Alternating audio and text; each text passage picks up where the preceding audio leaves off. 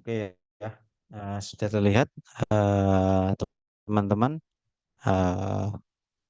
PPT-nya terkait dengan dasar-dasar statistika ya. Baik, jadi dalam dasar-dasar statistika ini nanti akan coba kita sampaikan ya beberapa mengenai istilah tentang statistik gitu ya. Ada yang namanya data, ada yang namanya variabel itu seperti apa. Sebenarnya masih banyak lagi. Ini saya akan tunjukkan beberapa ya. Jadi statistika itu sendiri merupakan satu ilmu yang mempelajari ya bagaimana memperoleh, mengatur, kemudian meringkas dan menyajikan serta nantinya kita dapat menganalisa ya, menafsirkan dan juga menarik kesimpulan berdasarkan data yang telah kita dapatkan gitu ya. Di dalam data yang kita dapatkan ya biasanya memuat suatu ketidakpastian dan juga variasi ya. Nah, oleh karena itu, statistika ini akan dipelajari ya dalam rangka menangani ya atau meminimalkan ketidakpastian dan juga perbedaan yang terdapat di dalam data tersebut. Itu ya. Dan tentunya teman-teman pernah dengar lah, misalnya satu satu hasil statistik itu tidak 100% betul. Pasti ada tingkat ketidakpercayaan ya namanya atau tingkat penyimpangan. Tapi di dalam tingkat penyimpanan itu hanya diperbolehkan maksimum hingga 5%. Ya, artinya 95% hasil analisa itu adalah benar. Ya, makanya itu dibatasi. Kalau ada satu data hasil penyimpangannya itu ternyata melebihi 5%, ya anggaplah 10%, itu sebetulnya eh, hasil analisanya boleh dibilang tidak valid. Seperti itu. Ya, makanya kalau kita lihat seperti hasil misalnya hasil polling atau hasil survei, nah itu pendekatannya sudah mendekati satu kebenaran. Kecuali ini ya disetting gitu ya. Tentunya statistika itu bisa disetting. Mau kita arahkan kemana seperti itu sebetulnya bisa itu ya. Nah, ini adalah beberapa istilah di dalam statistika ya. Ada yang namanya populasi ya, di mana populasi ini merupakan keseluruhan pengamatan yang menjadi pusat perhatian kita di dalam eh, data gitu ya. Misalnya kita ambil contoh populasi gajah, kemudian ada populasi kupu-kupu, lalu ada populasi mamalia, misalnya seperti itu. Ya, jadi itu menjadi pusat perhatian kita. Atau populasi burung di misalnya di Kebun Raya Bogor. Nah, seperti itu. Kemudian ada yang disebut dengan parameter ya. Parameter ini merupakan satu karakteristik numerik dari satu populasi. Ya, jadi parameter yang mau kita nilai itu apa saja gitu ya. Misalnya mamalia tadi ya. Mamalianya apakah berkaki dua atau berkaki empat? Ya, kemudian apakah dia nokturnal atau non nokturnal seperti itu. Itu merupakan satu parameter. Kemudian contoh ya atau sampel itu ya merupakan himpunan bagian dari suatu populasi ya. Jadi contoh itu merupakan satu bagian dari populasi. Jadi artinya beberapa contoh yaitu dapat juga disebut sebagai populasi. Kemudian variabel ya. Variabel ini merupakan ciri dari objek yang dinamati ya. Nah, ini identik sebetulnya antara parameter dan juga variabel ya. Dan kita masuk ke dalam fungsi statistika ya. Jadi di dalam fungsi statistika ini ya kita dapat tentunya mengidentifikasi suatu problem gitu ya. Jadi ketika terjadi eh, ketidaksinkronan gitu ya. Nah, ini dapat dideteksi menggunakan ilmu statistik. Kemudian statistik ini dapat digunakan sebagai perencanaan. pengendalian dan juga evaluasi. Misal kita ambil contoh perhitungan statistik di dalam memperhitungkan eh, banjir 50 tahunan, 100 tahunan maupun dua lima 50 tahunan, 100 tahunan maupun 25 tahunan. Ya. Nah, di dalam case-case 25 tahun itu pasti punya problem sendiri, perencanaan sendiri, ya, pengendalian sendiri, ya, evaluasi tersendiri. Kemudian begitu juga yang banjir 50 tahun maupun 100 tahun. Pasti setiap keadaan punya problem tersendiri, punya perencanaan sendiri, punya pengendalian sendiri dan evaluasi sendiri. Kita ambil satu contoh. Misalnya statistika dihitung berdasarkan menggunakan data banjir 50 tahunan. Mungkin sungai itu tidak akan penuh gitu ya, karena sungai itu didesain menggunakan desain 100 tahunan. Kita jangan sebut sungai ya, saluran lah, kita ambil aja saluran gitu ya, saluran utama. Nah, ketika dia banjir 5 tahunan, 10 tahun aman saluran tersebut gitu ya.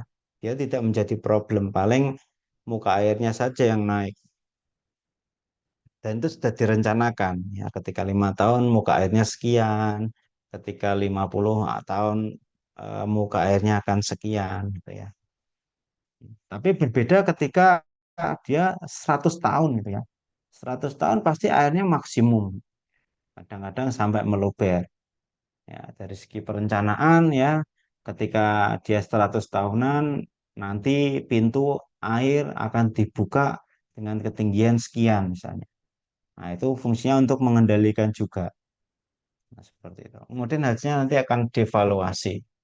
Ya, siapa tahu terjadi satu eh, perubahan yang cukup signifikan di dalam 100 tahunan tersebut.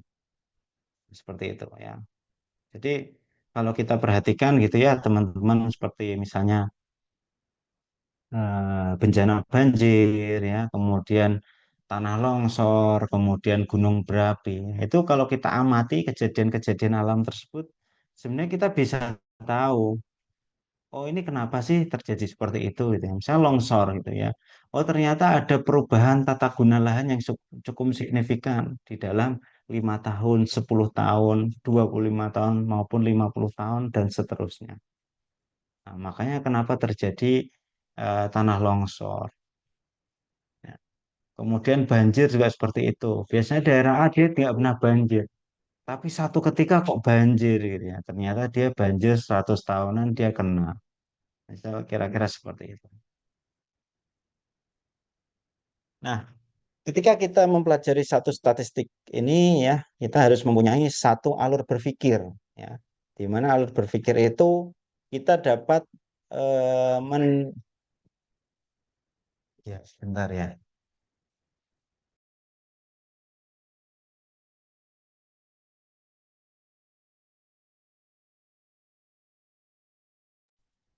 Ya. Nah, mohon maaf. Jadi kita dapat mendeskripsikan ya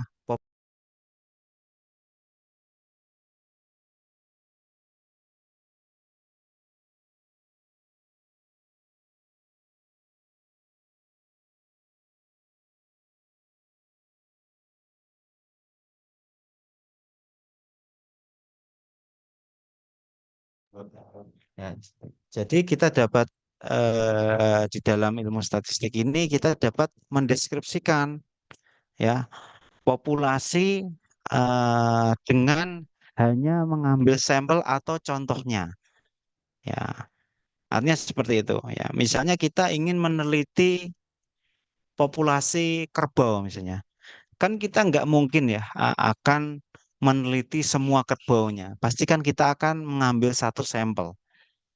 Ya, misalnya ada 50 kerbau, kita ambil 10 kerbau ya. Misalnya 5 kerbau jantan, 5 kerbau betina ya. Nah, seperti itu. Nah, kemudian nanti akan kita deskripsikan ya menggunakan hipotesis, kemudian kita uji statistik. Nah, akhirnya hasil dari 10 kerbau yang masing-masing 5 jantan dan 5 betina tadi, setelah kita uji statistik ya, hasilnya itu merupakan suatu keputusan atau deskripsi yang mewakili keseluruhan populasi kerbau tadi.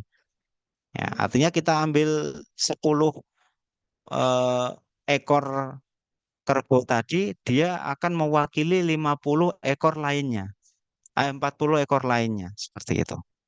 Ya, paham ya sampai sini ya. Fungsi dari statistika adalah seperti itu. Ya, oke. Jadi di sini yang teman-teman perlu perlu perlu perhatikan ya, fungsi statistika adalah seperti itu. Artinya kita dapat meng menyederhanakan lah. Yang semula itu sangat berat dapat disederhanakan. Nah,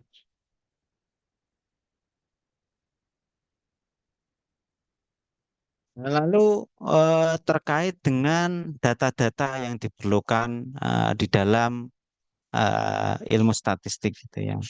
Jadi data ini kalau kita lihat definisinya gitu ya, merupakan suatu kumpulan informasi atau keterangan yang diperoleh dari hasil pengamatan ya, dapat berupa lambang, angka, sifat maupun gambar juga bisa.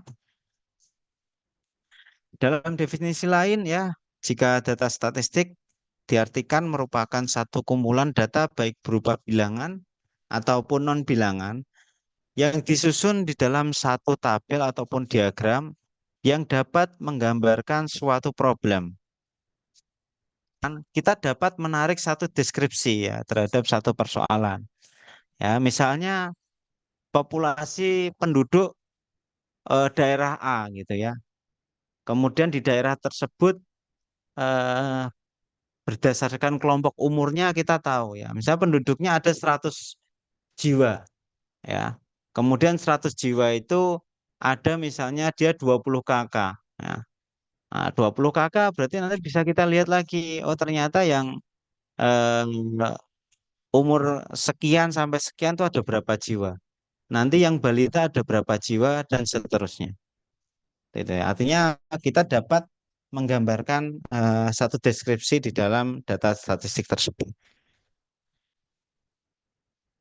Nah, jika kita perhatikan di sini ya, ada beberapa jenis data yang mungkin nanti akan teman-teman temui ya di dalam statistika ini. Ya. Jadi jenis data ini bisa dibedakan menurut variabelnya ya. Jadi menurut variabelnya kita dapat melihat ya mengenai data di mana dia berupa variabel numerik dan non numerik ya. Jika variabel numerik ya dia terdapat dua variabel. Yang pertama adalah variabel diskrit dan juga variabel kontinu ya. Nah, dapat dilihat di sini ya, jika variabel numerik ini dia biasanya berupa data kuantitatif ya. Ya, artinya dia lebih banyak berbentuk angka. Ya. Kuantitatif jika numerik ya. Nah, jika dibedakan lagi numerik ini tadi menjadi dua yaitu variabel diskrit dan juga variabel kontinu ya. Jadi variabel diskrit ini ya dia biasanya hasil diskrit itu hasil perhitungan ya. Jadi dia selesai gitu ya.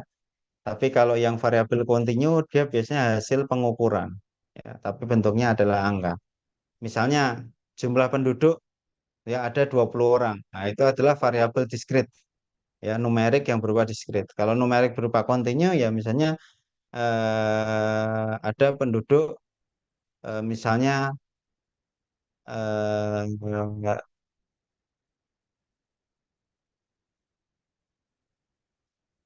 terkait dengan pengukuran ya. Misalnya jumlah penduduk 20 tadi ya diteliti berdasarkan tinggi badan atau umur atau berat badan ataupun dari jenis pendidikan bukan numerik ya. Seperti itu.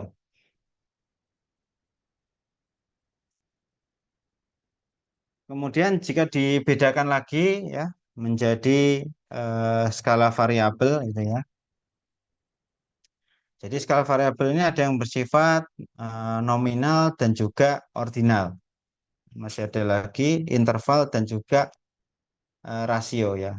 Jadi skala pengukurannya ada empat ya, nominal, ordinal, interval dan juga rasio. Ya. Jika nominal ya, contoh variabel ini ya, gender, warna kulit ya, agama ya, suku bangsa itu yang bersifat nominal. Kemudian yang bersifat ordinal bisa golongan, kepangkatan ya, kemudian tingkat pendidikan, kemudian eh, terkait dengan mata pencaharian seperti itu. Kemudian yang interval ya, nama interval berarti berbasis dengan interval ya. Misalnya untuk yang mahasiswa A mempunyai nilai 10 sampai 30, kemudian interval 40 sampai 60, kemudian 70 sampai 80, 90 sampai 100. Ya, seperti itu. Kemudian variabel berskala rasio ya. Nama rasio pasti berhubungan dengan satu rasio ya. Misalnya rasio tinggi badan 100 cm dan juga 50 cm. Berarti rasionya ada dua. Nah, kemudian jika dibalik rasio tinggi antara 50 cm dan 100 cm berarti rasionya adalah setengah. Kira-kira seperti itu. Kemudian jenis data jika kita bedakan menurut sumbernya ya, ada yang berupa sumber internal maupun eksternal ya. Internal ini berdasarkan dari dalam kelompok itu sendiri, kalau eksternal ini dari luar organisasi atau kelompok. Misalnya kita ambil data dari satu perusahaan ya, maka adalah misalnya kita bisa dapat data pegawai dan lain-lain. Kalau data eksternal biasanya pengeluaran perusahaan ataupun kontrak-kontrak perusahaan ataupun pengeluaran perusahaan itu yang berhubungan dengan eksternal. Kemudian jika jenis data menurut cara memperolehnya ada yang berupa data primer dan juga data sekunder. Ini sebenarnya hampir mirip ya. Terkadang data primer itu kalau kita ambil secara langsung, kalau yang sekunder diambil oleh orang lain ya atau kita dapatkan dari instansi lain. Nah, terkadang data sekunder kita itu merupakan data primer dari perusahaan tersebut yang kita ambil. Jadi perusahaan tersebut mengambil data secara primer, ya, kemudian datanya kita ambil. Nah, itu jadi data sekunder kita. Kemudian jenis data menurut waktu pengumpulan, ya, ada data silang waktu atau cross section, kemudian data berkala dan juga data kumpulan. Misalnya data cross section ini menggambarkan suatu keadaan atau kegiatan dalam satu periode tersebut. Misalnya tentang umur atau penilaian seluruh mahasiswa Realita Trisakti pada tanggal 1 Januari 2019. Kemudian jika data berkala atau time series ya, misalnya ada data curah hujan dari bulan Januari sampai Desember 2019 misal seperti itu. Dan ada juga data yang gabungan. Nah, ternyata satu data statistik itu ada yang bersifat baik dan juga ada yang bersifat eh, mas bersifat apa ya, bukan kurang baik ya, kurang konsisten kalau saya sebut gitu ya. Nah, syarat data statistik yang baik itu harus bersifat objektif ya, jangan subjektif. Ya, artinya kita dalam melihat sesuatu itu harus objektif. Kemudian dia representatif ya, artinya dia dapat menggambarkan walaupun sedikit data statistik tapi dia sudah dapat atau cukup mewakili ya secara objektif eh, suatu yang akan kita teliti atau kita uji statistiknya. Berkesalahan kecil ya, ini tadi kesalahan boleh asal tidak terlalu banyak. kemudian tepat waktu. Kalau saya lebih sebutnya sesuai waktunya gitu ya. Jangan sampai kita akan menganalisis sekarang, tapi data yang kita gunakan 10 tahun yang lalu. Nah, seperti itu. Itu sudah tidak bagus datanya. Kemudian dia relevan dan juga reliable. Nah, di dalam pengambilan data ya, eh, eh, dalam satu sampel di dalam populasi gitu ya, kita dapat mengambilnya secara random ya, ataupun kita pilih gitu ya. Karena proses pengambilan sampel ini dilakukan berdasarkan keingintahuan untuk mengukur karakteristik populasi ya, sehingga proses tersebut dilakukan dengan mengambil sesuatu ya secara asak boleh, ya, tapi dia representatif. Agar apa? Ya, agar sampel tersebut dapat dipertanggungjawabkan. Ya.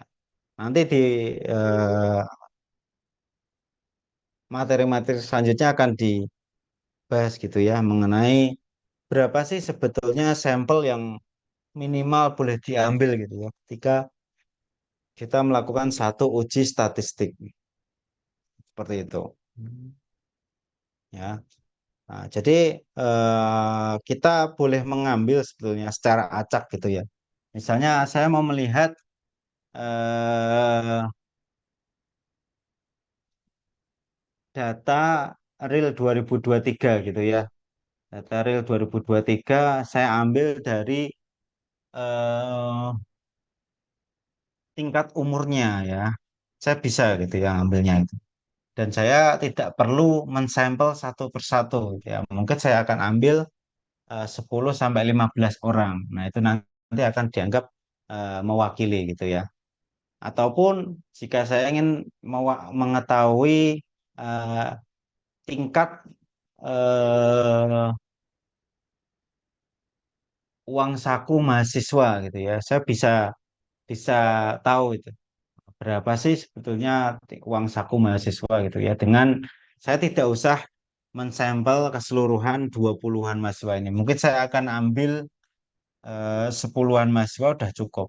Nah, seperti itu. Tapi saya ambil yang paling representatif, objektif ya, kemudian sesuai, kemudian dapat dipertanggungjawabkan. Seperti itu.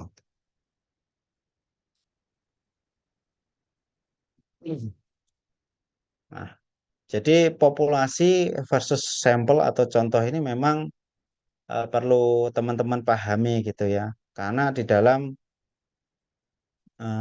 melakukan pengamatan, jika kita salah mengambil sampel ya, hasil tersebut tentunya hal tersebut akan sangat mempengaruhi hasilnya.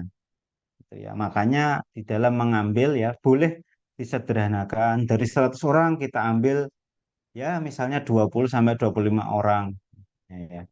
Jangan terlalu sedikit juga nggak terlalu banyak. Nah, tapi yang diambil itu adalah representatif dari populasi tersebut. Ya, karena apa? Itu ya tentunya kita dalam melakukan analisa gitu, kita tidak dapat eh, melakukan terhadap keseluruhan populasi tersebut. Kalau masih 100 sampai 1000 orang gitu ya, mungkin dilakukan itu mungkin masih bisa ya kalau mati-mati ya.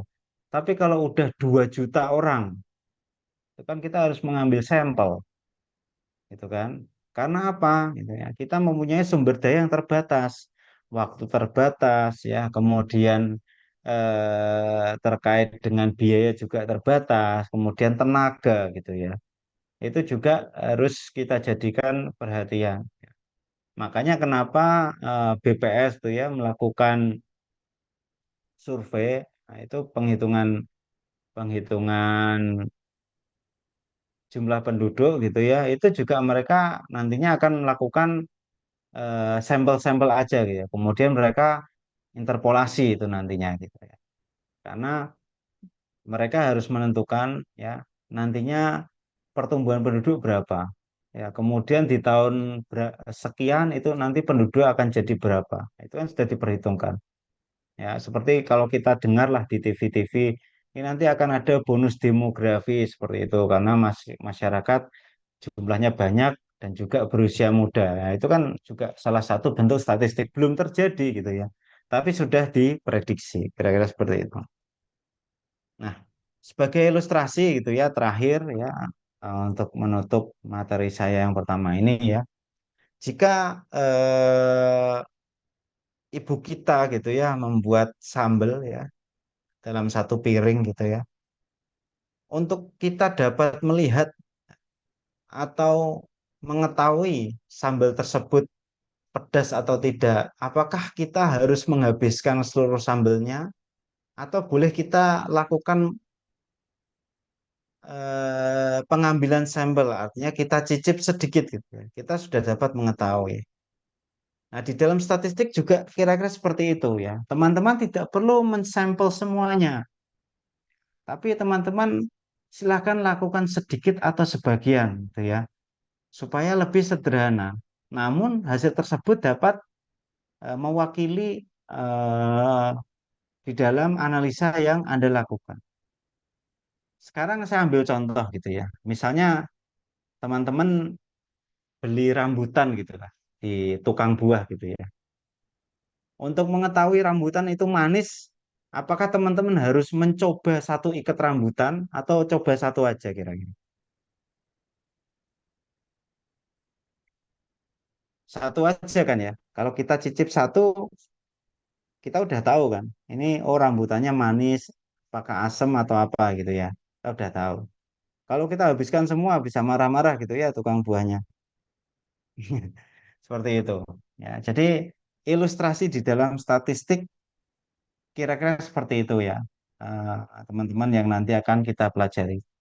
Bagaimana kita menilai satu objek yang besar hanya dengan melakukan sedikit ya terhadap sesuatu yang besar tersebut.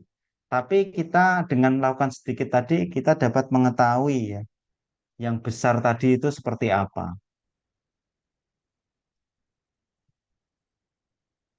Oke ya.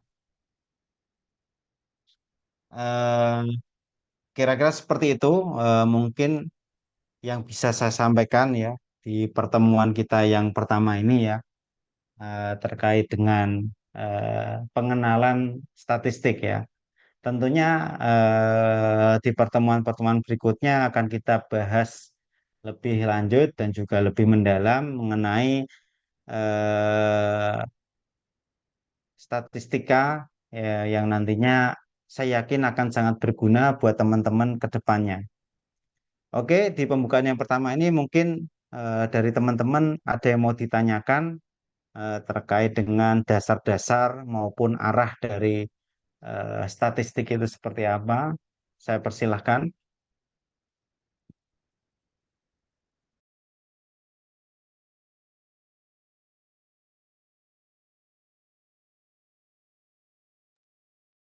Silakan jika ada yang mau ditanyakan ya. Masih ada waktu. Ya. Jadi saya juga kalau kuliah itu juga jarang ya, sangat lama, paling hanya sejam, sejam lebih dikit, atau sejam kurang dikit. Saya sangat jarang sekali lah kalau sampai 2 SKS itu ya. Nah, saya nyampaikan di poin-poinnya saja ya. Jadi silakan teman-teman ya, karena sekarang teman-teman ini kan sekarang udah mahasiswa ya. Jadi bukan seperti anak SMA saja, anak anak SMA lagi gitu ya. Artinya teman-teman tuh mau belajar mau enggak itu urusan teman-teman sendiri gitu. Ya, karena di sini teman-teman udah dianggap sebagai mahasiswa gitu ya. Jadi mahasiswa itu sudah punya pola pikir sendiri. Yang mau lulus cepat ya monggo, yang mau main-main di kampus monggo, yang mau full kegiatan mahasiswa juga silahkan gitu ya. Jadi teman-teman itu dibebaskan ya. Karena teman-teman sudah dianggap eh, mahasiswa ya, di mana mahasiswa ini merupakan satu peralihan ya dari siswa belajar artinya di SMA untuk disiapkan menuju ke dunia kerja ya. Artinya nanti di dunia kerja teman-teman juga mau main-main silahkan, paling dipecat gitu kan di dunia kerja. Ya kira-kira seperti itu ya. Jadi teman-teman silahkan belajar disiplin sendiri di mahasiswa ini. Jadi semuanya ditentukan oleh teman-teman sendiri gitu ya. Jadi kalau mahasiswa itu bebas. Teman-teman mau nggak pulang, mau apa itu terserah. Terserah Anda gitu.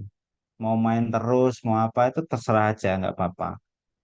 Ya, karena yang bertanggung jawab terhadap masa depan kalian tuh ya kalian sendiri. Kira-kira seperti itu. Ya, karena saya sudah melewati ya fase kalian, jadi saya tahu lah.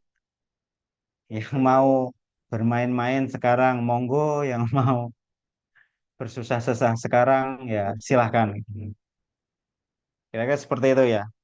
Mungkin sedikit tambahan dari saya. Kalau tidak ada yang ditanyakan ya. Terima kasih ya atas kehadirannya. Oke, mungkin kita ketemu lagi. Coba kita jadwalkan sesuai jadwal dulu ya. Seperti itu. Nanti kalau memang saya berhalangan ya, paling saya pindah ke hari Sabtu lagi. Baik, kira-kira seperti itu. Mungkin saya cukupkan ya. Nanti materi akan saya sampaikan ke penanggung jawab. Sekali lagi saya mohon maaf jika ada salah-salah kata. Akhirul kalam, wabillahi taufik wa hidayah. Wassalamualaikum warahmatullahi wabarakatuh. Waalaikumsalam warahmatullahi wabarakatuh.